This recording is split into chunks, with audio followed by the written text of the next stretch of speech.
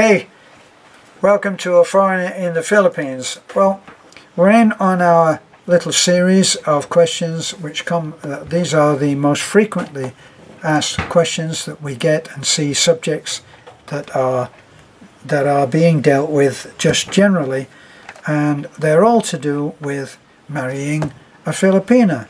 So Beth has prepared some questions which seem to crop up often. So the question that she's written, which she wants me to talk about, is the pros and cons of being married to a Filipina. Well, some of this is dealt with in our first video, which was about why so many men choose to marry a Filipina. Well, this is so many men marrying a Filipina is specifically to do with us guys who are living in the Philippines.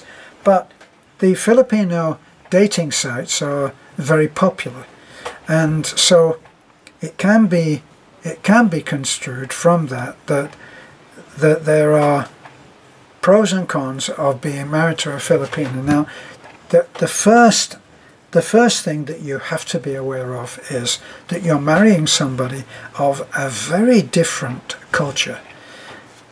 And you're marrying someone who may have the apparency of having excellent English, who actually doesn't understand half of what you're saying. Now, the reason for that is a popular expression here called nosebleed. And nosebleed is what one Filipino or Filipina to another will describe when she feels embarrassed. So when she feels embarrassed, she will then be probably less than willing to admit to even 50% of the actual English that she's able to understand, because she's just afraid of making a mistake. So then you'll get all the covering the face, and even accomplished actresses, entertainers in the Philippines, people who have an incredibly successful, glamorous life, when they are interviewed, they will do this. They put their hand over their mouth. So don't be surprised if that is something that you see people do, and it's very endearing, but at times you really want them just to have a conversation. So you don't want them to do this, and you wonder why someone, if you're watching, say, an interview of a famous in the Philippines actress, why they would do that. Wouldn't they be self-confident enough to be able to have a conversation without doing that? And of course they can, but very often you will see extremely beautiful, accomplished women doing that.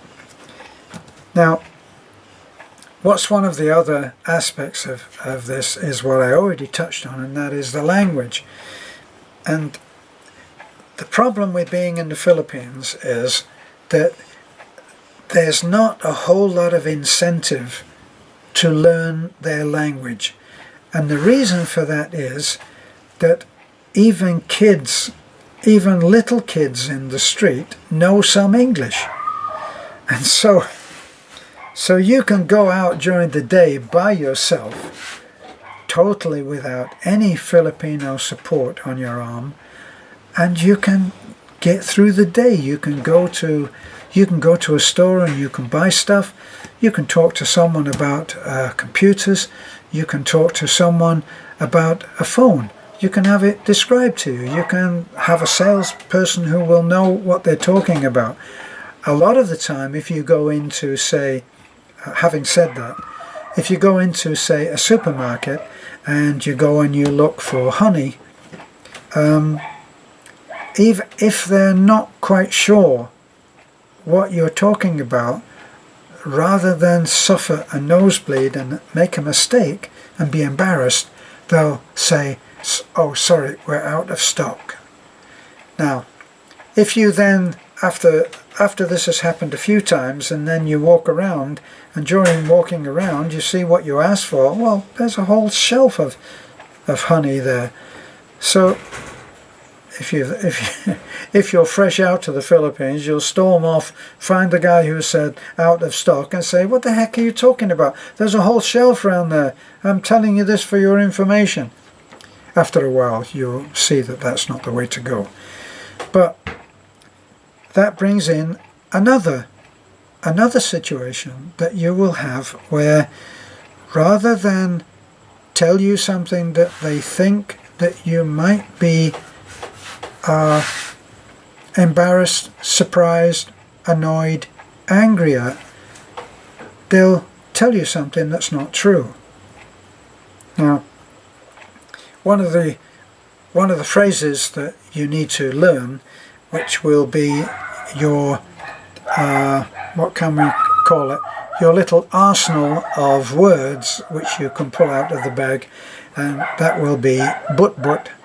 And but means, well, let's be nice about it, but means fibber, or telling a little lie. And it will often happen if you say, once you're into your marriage and everything is going along fine and everything, you'll get used to the fact that you may say, did you call the dentist and set the appointment? And she will say yes. Now, later, it turns out, because she's forgotten that she said yes, and she's also forgotten that she never made the appointment. Now, what will have happened will be that when you said, did you call the dentist, she knows that she was supposed to have called the dentist, will not want to make you angry, will not want to have an unpleasant discussion about past, present and future tense, and she will say yes.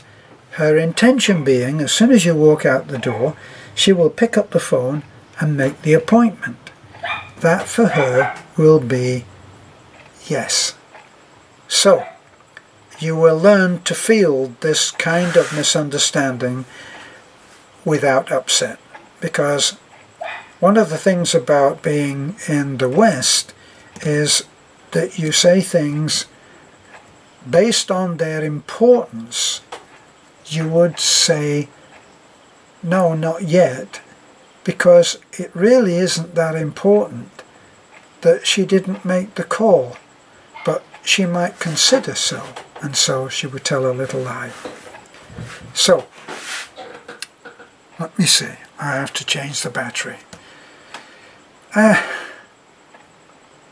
it's only 8 minutes.